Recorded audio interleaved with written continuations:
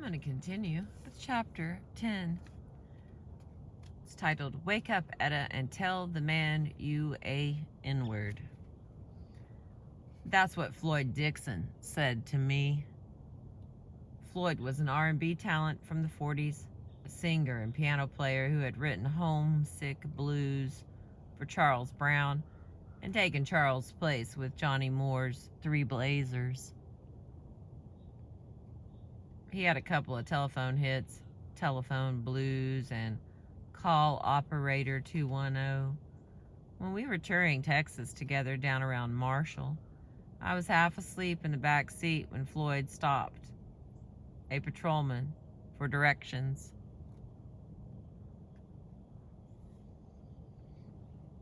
"Can you tell me how to get to the highway for Texarkana?" asked Floyd.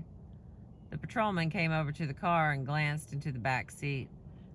"That a white woman you got back there?" he wanted to know. "No, sir," Floyd assured him. "Well, she looks white to me." "I swear she's not." "I say she is." Hearing the commotion, I pretended to be asleep. I didn't want to deal with this shit. "Better get her up," the cop warned Floyd. "Wake up, Etta," said Floyd, turning to me. I didn't budge. I played possum. "Wake up, goddammit," Floyd was getting worried. "Her skin's white as mine," said the patrolman. "Wake up, Etta, and tell this man you are the N-word," Floyd screamed in my ear. I yawned and stretched, my eyes half closed. "What's all this fuss about?" I asked, playing dumb.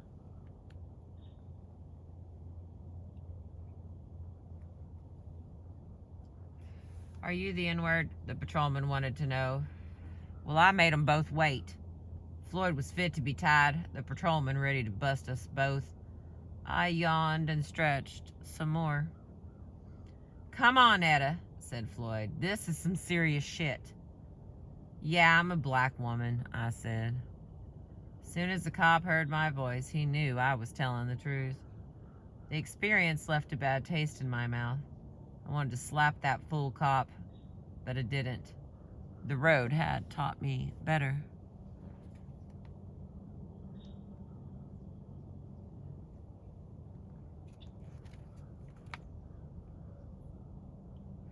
The road had taken me in 100 different directions. From time to time, when I couldn't keep her away, Dorothy came out with me and the Peaches as chaperone and driver. That was something. Dorothy believed in everything from voodoo to astrology to dreams. She'd wake me up in the middle of the night screaming how her dream told her not to take the main highway, say from Vicksburg to Jackson to Mississippi. So we'd spend twice the time going over back roads. And even though she was there as part of the entourage, she'd never come in to watch me perform, with one exception. The Flame Show Bar was the black entertainment spot in Detroit. That's where the Gordy sisters, Gwen and Anna, had the photography concession, where young Barry liked to hang out, and where Maurice King led the band. Detroit had a law that said if you were under 21, you couldn't perform without a legal guardian on stage. Dorothy refused. "If I get up on that stage," she said, "someone might shoot me." "If you don't get up on that stage," I told her, "I might shoot you." She finally agreed, and I have this memory of us three knuckleheads, the Peaches singing "Roll With Me, Henry," while Dorothy stood there facing the audience, her back to us, her right foot barely touching the stage.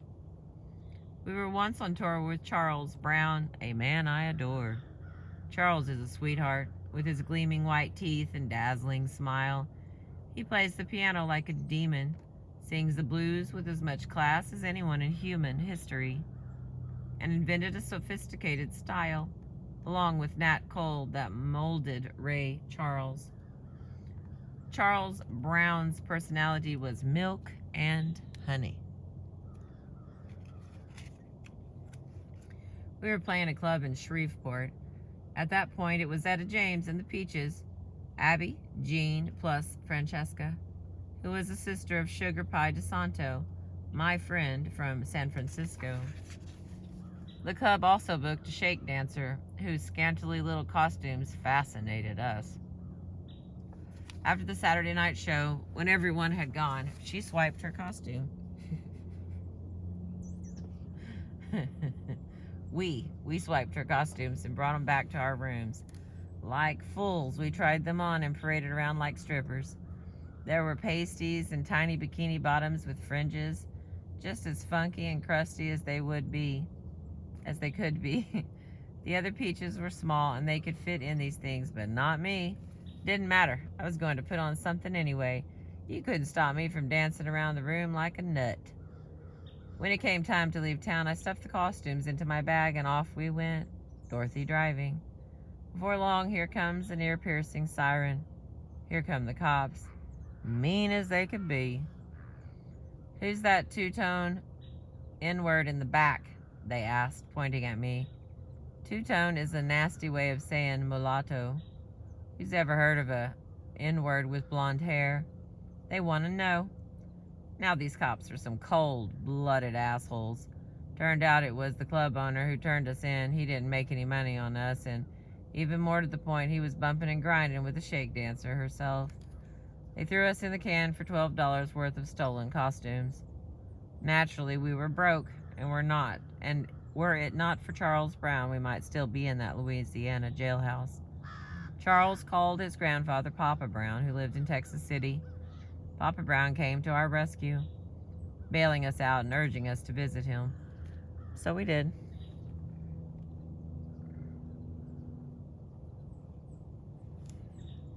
Papa Brown was a Mason. From then on, I always tried to travel with a Mason.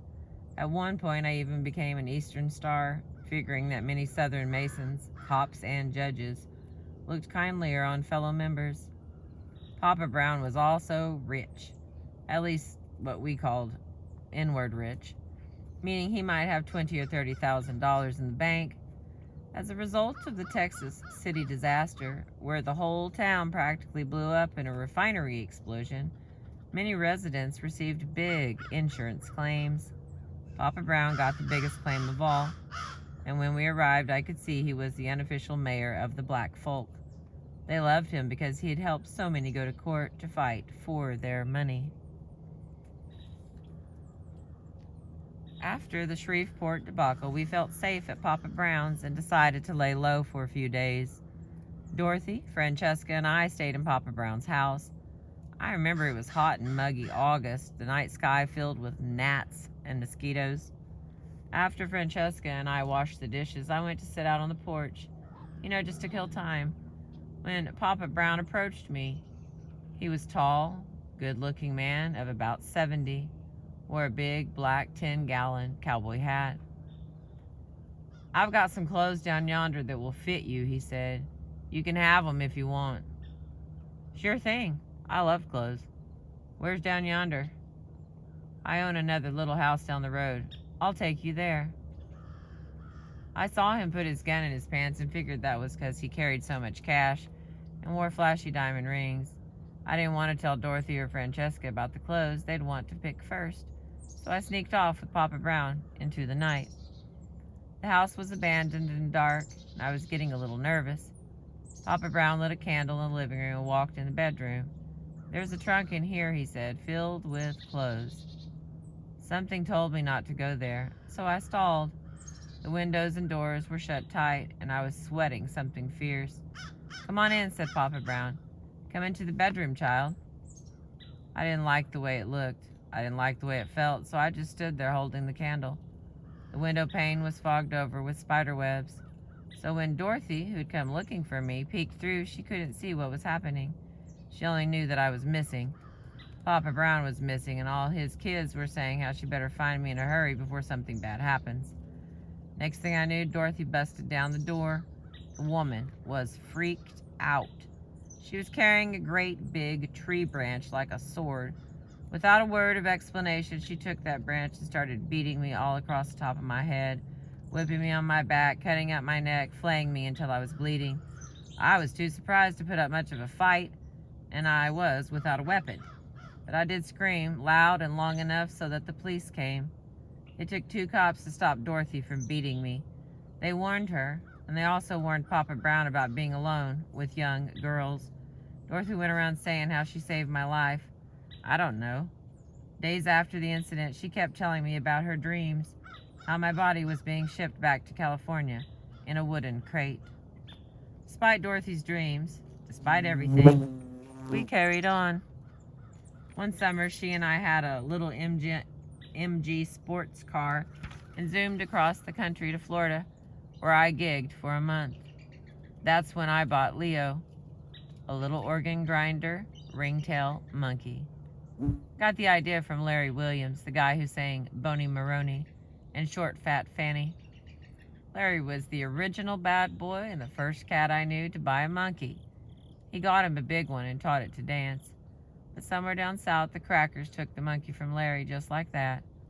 So every time Dorothy and I pulled into a gas station, I knew to keep Leo hidden in the back seat. Leo was smart. I bought him for $50 at a monkey farm near West Palm Beach. You can see how much I wanted a baby. I bought Leo some diapers made of plastic and terry cloth, and within no time he could change himself. He'd unpin the pin, shake out his poo-poo in the toilet, and rinse out the diaper in the sink.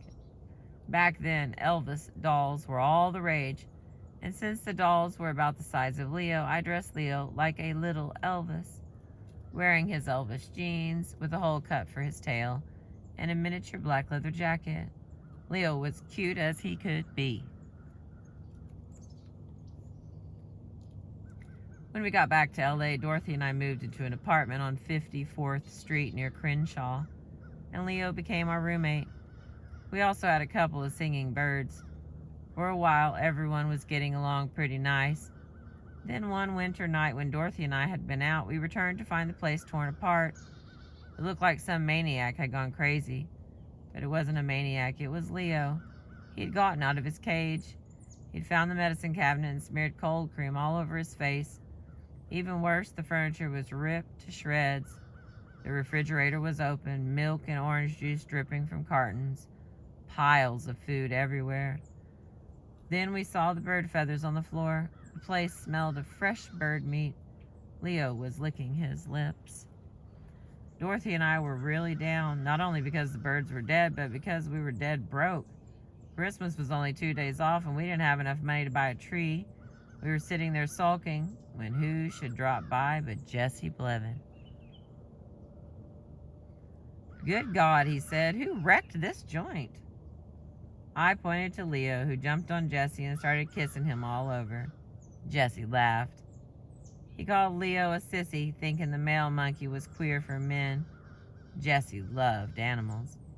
He had a big old German French poodle named Francois, who adored him but acted vicious with everyone else. Later on, Jesse gave his friends Francois puppies. I got one, and so did John Watson and Larry Williams. "Tell you what," said Jesse, "y'all come over to my house and let me see what I can do." He was living on Pickford, right down the street from the Parisian Room, the jazz club at La Brea and Washington. His wife, Joanne, was at home with their 2 kids and her poodle, Cherie. Cherie was sweeter than Francois. Joanne was beautiful, a jet black Cleopatra with long black ethnic hair. She had her weaves before hair weaves were in. Joanne could also fight. I remember one night when Jesse and I were working the Elks Hall on Central Avenue. Joanne took on every girl standing in the front row just 'cause how they were reaching up to touch her, Jesse. The reason I remember is that I loaned her my fox stole, which got tore up in the struggle. "What are you doing home?" Joanne asked Jesse. "James, Etta, and Dorothy need a little help," he said as he went around the house, collecting all these piggy banks and breaking them open with a hammer. "You can't do that," Joanne hollered. "You can't give away our savings." "Don't tell me what I can and cannot do," said Jesse. He was a man who ruled his household with an iron fist. Joanne wouldn't argue for long because she knew he'd whip her ass. Without thinking about it twice, he handed me $50. "Merry Christmas, baby," he said. kissed me on the cheek. He was feeling good, and he made me feel good. Jesse liked to smoke weed and drink plenty of wine. He might have been a little bit of a wino, but he never fell out. I loved Jesse to death. I have so many good memories of him. I remember how him and Alex Hodges would protect and encourage me when I was just a kid. At the hamburger stand next to the modern records, some of the cats would give me a hard time, make fun of me, call me fat, question my ability to make records. "Don't do her like that, boys," Jesse would always say. "She's a young girl, but she can sing." I remember when he returned from the Korean War and showed up at the club wearing his crisp, pressed uniform. The crowd automatically made way, parting like the Red Sea.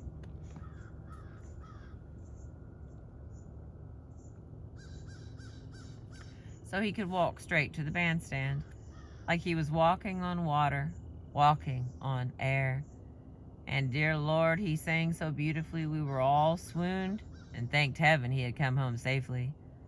I also remember helping him sing background on "Good Night, My Love," his most famous record.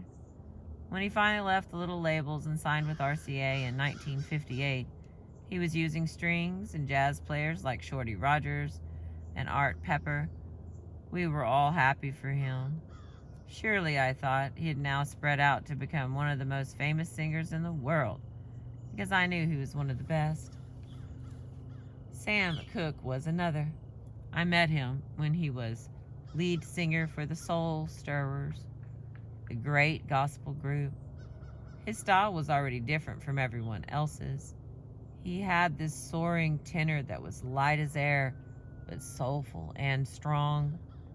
There was depth to Sam's singing.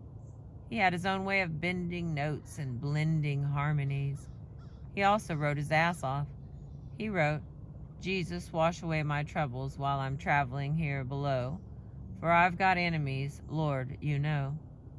He also wrote, "Nearer to Thee," and "Until Jesus Calls Me Home," and "Be With Me, Jesus," all before he crossed over to pop. And when he did cross over, he still sounded sanctified. To me, Sam Cooke was always a full-fledged spiritual man. If a change is going to come, a song he wrote after he went to RCA isn't religious, then Mona Lisa's a man. I started hanging out with Sam and the Soul Stirrers when we were all living in the Cecil Hotel in New York. All the gospel stars stayed at the Cecil. Shirley Caesar, the Caravans, the Blind Boys, the Pilgrim Travelers. Johnny Taylor was around, and so was Lou Rawls, cats who idolized Sam and Sam's slick way of singing. I found the young Sam Cooke a lot cooler than, say, the young Marvin Gaye. Sam was totally confident, whereas Marvin was insecure and egotistical. In a field, be it gospel or R&B, filled with so many screamers, honkers, and shouters, Sam was the epitome of mellow. He tried to school me with some of his mellow, but I was too hot-headed.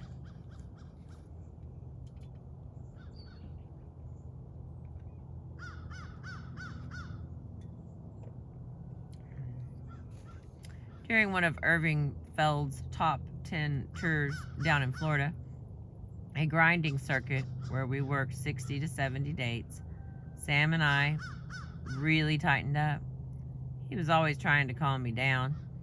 When we stopped to play a college that wasn't on our itinerary, for example, I threw a fit.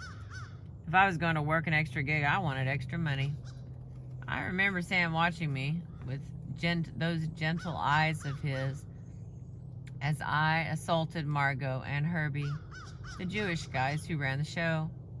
I was loud and obnoxious, putting on this public display of defiance. For all my forcefulness, though, I didn't get anywhere. "Come on, Sam," I said. "How can you just sit there when you know this ain't right?" "Sure, the shit is shaky," he replied, "but acting the fool is no way to get more money. Why don't you try a little calmer approach?" With that, Sam took Margot and Herbie aside, and quietly reasoning with them got bonus cash for the two of us. Sam would tell me how record companies were banks, there to loan you money to make music. He was an especially savvy businessman, maybe too savvy for his own good. And as far as sex appeal went, no one had more. He was the original lover boy. Every woman, me included, had the hots for Sam Cooke. He didn't go hitting on girls he didn't have to. They swamped him. His personality was masculine, but his ways were feminine, soft, and sensitive. That made him irresistible. Apollo Faye, who was a connoisseur of men and the classiest of all the groupies, the one who wound up as Jimi Hendrix's old lady, I'll tell you more about Faye later, said, "Child, these legs of mine have been around many backs, but when I say they've been wrapped around the back of Sam Cooke, well, that's something I want the world to know." Sam and I were just buddies. We always stayed cool.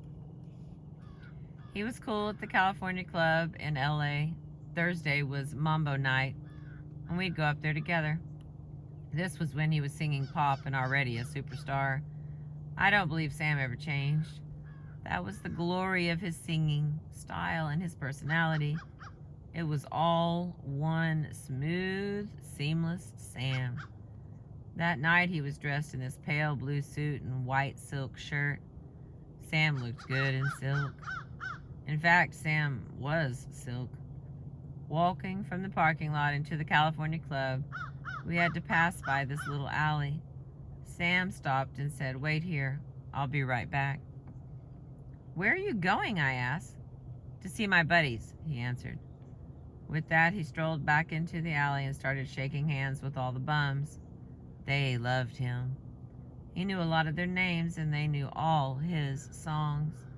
When one offered him a sip of wine, Sam didn't hesitate. Reached right down there, took the bottle in his hand, turned it up to his mouth, and took a big swig before giving the guy $5. Did it so natural it didn't seem a big deal. That was Sam. Drinking right out of the wino's bottle. He gave you the feeling he was very glad and blessed to be Sam Cooke, but he was also for the underdog in ways that weren't showy. Strange thing about Jesse Blevin and Sam Cooke, I dreamt of being their lovers, but settled to love them as brothers and felt honored to be their sister. I valued their friendships more than my fantasies. They were both sweet men with voices angels envied. Given the times, their approach to life was especially hip. Their kicked-back attitudes made a mighty impression. They should have been my role models, but neither their singing nor their personalities persuaded me to change my style. I was just too crazy. And that is the end of chapter 10.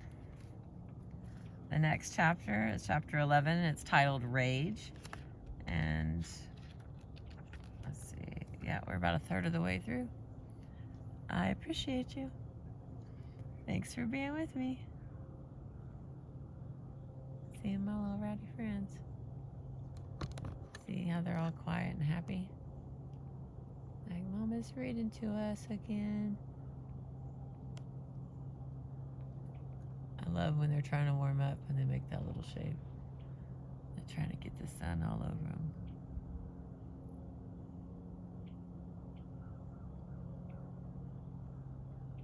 Thank you again for being with me.